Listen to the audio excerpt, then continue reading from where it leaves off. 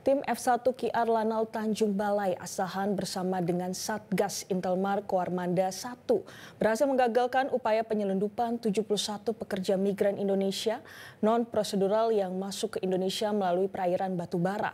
Dalam proses penangkapan ini, nahkoda dan satu anak buah kapal menjeburkan diri ke laut dan hilang.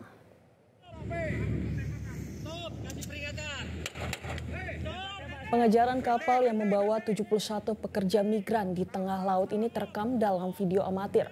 Petugas TNI Angkatan Laut mengejar kapal tersebut di perairan Batubara. Bahkan petugas terpaksa melepaskan beberapa kali tembakan ke udara namun tidak dihiraukan oleh nahkoda kapal yang milih tetap melaju dengan kencang.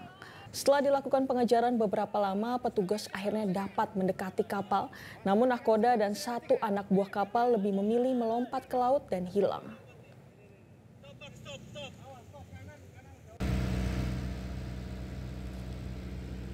Saat dilakukan penggeledahan, petugas menemukan 71 PMI ilegal, satu diantaranya anak di bawah umur, dan satu lainnya seorang warga Rohingya. Komandan Lanal Tanjung Balai Asahan Letkol Laut Widodwi Anugraha mengatakan seluruh PMI telah dibawa ke Makolanal Tanjung Balai untuk kemudian diserahkan ke kantor imigrasi untuk menjalani proses lebih lanjut.